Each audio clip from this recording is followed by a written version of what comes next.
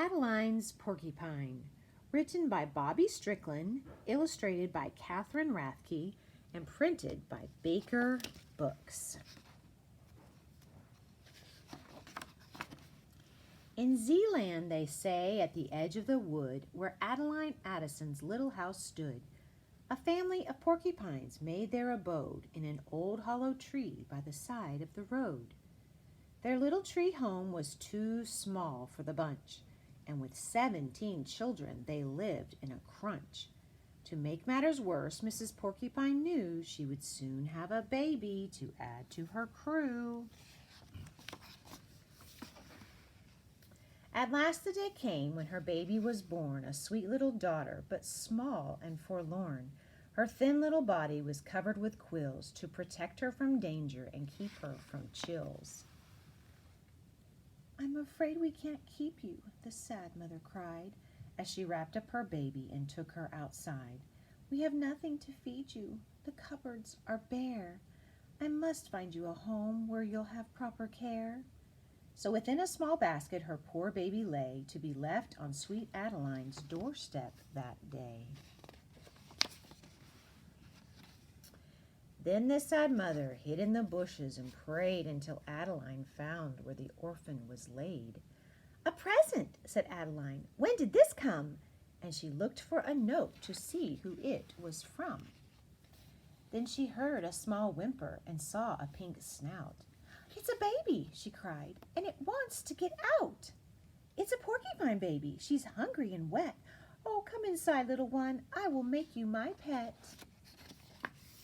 Now the porcupine wasn't a beautiful sight. She was prickly and awkward and somewhat a fright.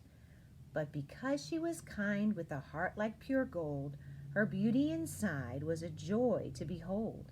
So Adeline named her pet porcupine Grace for the love and compassion she saw on her face. And when Grace became sad because she wasn't pretty, it was Adeline's words that could soothe her self-pity. "How you look, little one, cannot measure your worth.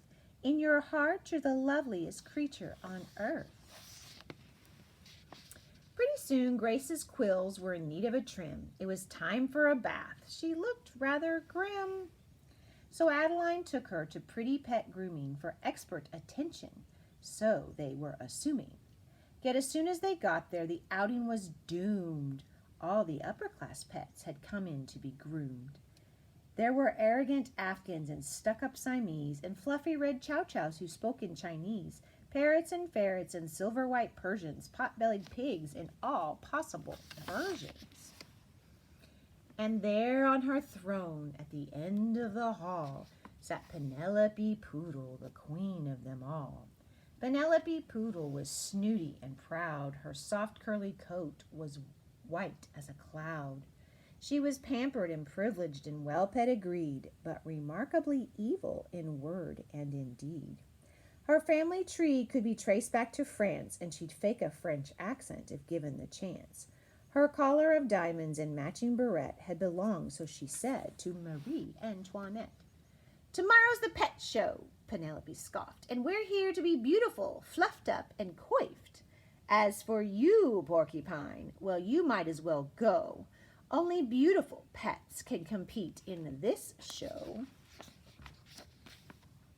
All the beautiful pets believed Poodle knows best, and so what was good for Penelope went for the rest. And since Princess Penelope hated poor Grace, all the others were mean to the porcupine's face. Grace wanted to cry, and her face grew bright red, but then she remembered what beautiful Adeline said. "How you look, little one, cannot measure your worth. In your heart you're the loveliest creature on earth."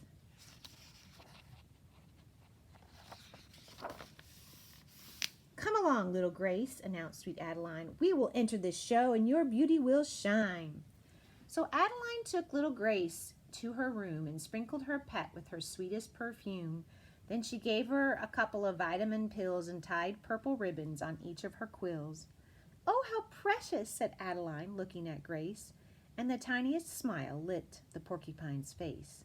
"Now you're ready to show them how special you are, but remember, you'll always be my little star. As Grace entered the ballroom, Penelope frowned. There was no way she'd see that little porcupine crowned. Well, look at that pincushion, sneered the French dog. I've seen prettier things living under a log. Now, Miss Poodle, protested a small Persian cat, just for once could you show more compassion than that? Oh, be quiet, you hairball, Penelope quipped. You'll be out in the alley if you don't keep it zipped, and the rest of your creatures better fall into line. We'll have nothing to do with this sad porcupine. So they laughed and they ridiculed Grace with their jeers, and her shoe-button eyes filled with porcupine tears. Little Grace, whispered Adeline, keep up your chin. It's a shame they can't see all your beauty within. Then she scooped up the porcupine into her purse and carried her home, reciting this verse. How you look, little one, cannot measure your worth. In your heart, you're the loveliest creature on earth. Little Grace thought all night on what Adeline said. It was true. She was beautiful inside her head. Though the city pet's teasing was spiteful and heartless, Grace wanted to show her compassion regardless. But in order to let her true beauty shine, she would have to revisit that snooty French bully. So Grace climbed again into Adeline's purse, though she had to admit she was nervous at first. But Adeline's verse gave her courage to go, and they left for Penelope's hilltop chateau. When Penelope heard a small knock at the gate, she lifted her sunglasses, looking irate. It's that porcupine Grace. What is she doing here? Have I not made my wishes perfectly clear? Miss Poodle, said Grace, I don't mean to offend. I just wanted to ask you, may I be your friend? But Penelope snapped, do you think I'm a fool? Then her diamond tiara fell into the pool. My prize, yelped the dog, and before she could think, she jumped into the water but started to sink. I forgot I can't swim. I just wanted my crown, but I can't even dog paddle. Don't let me drown. Well, the other posh pets only stood at the rim because none of them either had learned how to swim. I can save her, cried Grace. Put aside all your doubts. I was taught how to swim in Porcupine Scouts.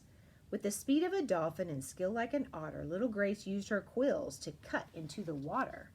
Compassion and mercy compelled her to pray as she swam to the depths where Penelope lay.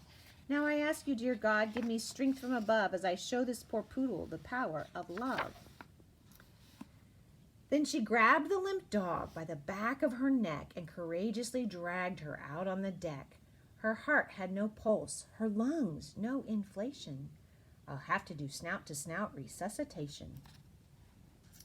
So Grace filled her lungs with her porcupine breath and saved the poor dog from the clutches of death. Penelope sputtered and spluttered and opened her eyes, and then she smiled very sweetly, to Grace's surprise. Oh, thank you, dear Grace, said the wet poodle queen. What's beauty's within you I've never seen. From now on, you and I will be the closest of friends. And they hugged and they cried and they made their amends.